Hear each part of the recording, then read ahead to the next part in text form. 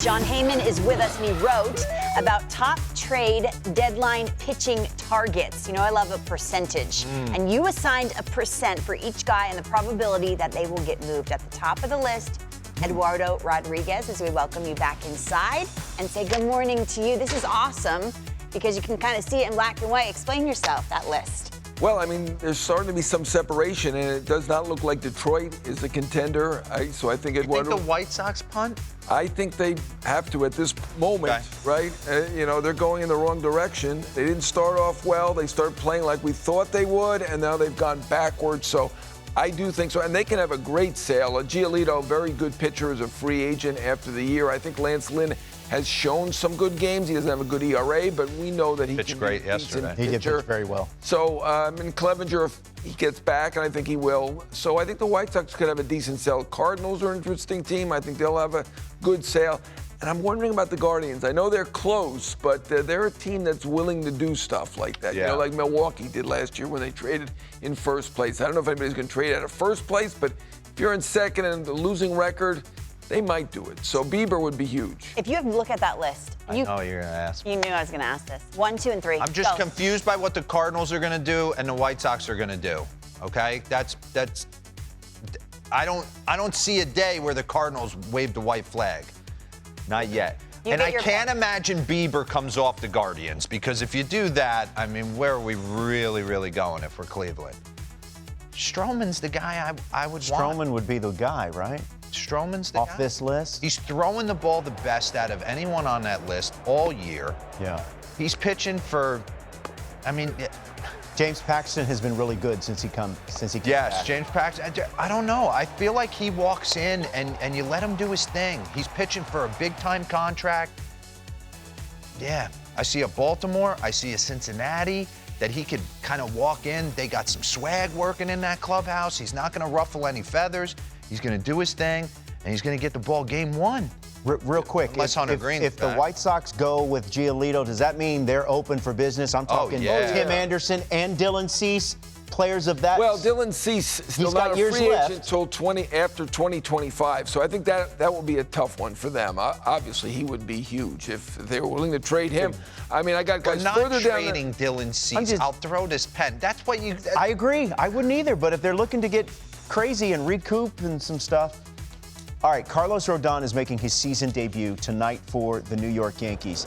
Past couple of years, Nays was just telling me he's been top 5 in FIP, ERA plus, K percentage. And this is the first time we're going to see him, D-Rose. So you're in the box against Carlos Rodón. You know this is his season debut. What are you going to be looking for from him early? I want to see stuff. I want to know he can get in on right-handers with his good heater slider combo. If he can get in on right-handers, he's back. Listen, look at those numbers. Yeah. Top 5 in the game for a nice little window here. This is an ace. Huge. The Yankees have kept themselves above water without Judge. You put him. They got to figure out Severino. They got to figure out Severino. Yeah, absolutely. Well, you know what, Rodón they've been cautious with him, and he's telling people he feels great. He was hitting about 95 in these rehab starts. He didn't give up any runs. That doesn't probably matter, but he was throwing 95. He says with the adrenaline, the debut at Yankee Stadium against the Cubs, he'll be pumping it up to what we usually see, 97 or so. Yeah. And, I mean, right now he's looked at as a potential savior. Right now, they are right on the cusp. They're tied for that last playoff spot. So, you know, considering all the injuries, I wonder if they add good. a starter at the deadline. Good point. I don't know. I don't think you necessarily have to if you believe in Clark Schmidt, Domingo Germán throwing a perfect game. Cortez is going to come back. I think they're good if they can get Severino. Their bullpen's the best in. Their bullpen's the best, but right now they're missing Cordero. Every team wants to add bullpen. I think potentially corner out, and I do think Judge will be back, but I still think maybe a left fielder, a left-handed hitter. That's what they were supposed to get in the offseason and didn't do. They're just a lightning rod team when you watch them. 1 minute, you stand. 1 minute you love them, next minute you're like, man, is he going to get a hit for me this week? Glaber. Yeah. 1 minute you love him, the next minute he makes 3 lazy-looking plays.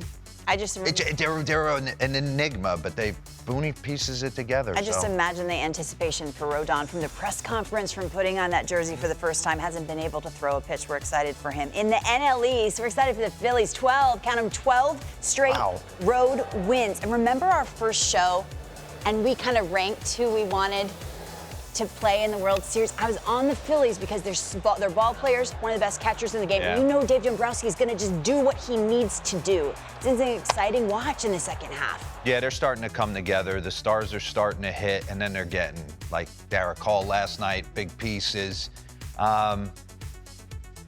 Not surprised that this was going to come together. And the bullpen's been better for him. Bryson Stott's a way better player than he's getting credit for.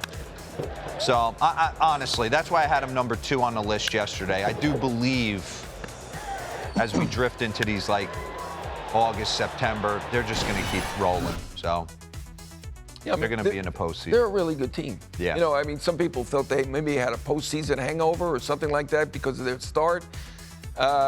You know, looking at those names, even with, I mean, obviously they're missing Hoskins, but now you've got Harper back. I mean, it's like half an all-star team with that team. I didn't realize how much they would miss Hoskins until I asked the guys. You said that. Yeah, they love him. Yeah, I did not him. expect the answer I got. They miss him. They love having his presence. Rotation's in that been really lineup. He's good. a grinder. Ranger Suarez has been excellent recently. All right, so very interesting games coming up for the Cincinnati Reds and the Milwaukee Brewers. They begin a series tonight, and then out of the All-Star break, they have another series against each other. So they're going to play each other 6 straight times. Reds, D-Row, coming off a sweep of the Washington Nationals. They have been red hot. What are you looking for in these games against the Brew Crew? They're the sexiest watching the game right now for me. Andrew Abbott, look at the numbers. 4-0 to 1-2-1. The guy hasn't given up anything. I think when I watch them right now, they have 9 guys in the lineup that'll clip you. They'll take you deep and change the score from Friedel to Fraley to Votto to McClain, all of them. I mean, all the way down at the bottom. 6 Tyler games. Stevenson got him. Spencer Steer. This They'll weekend, shoot you. and then 3 more games. It could be.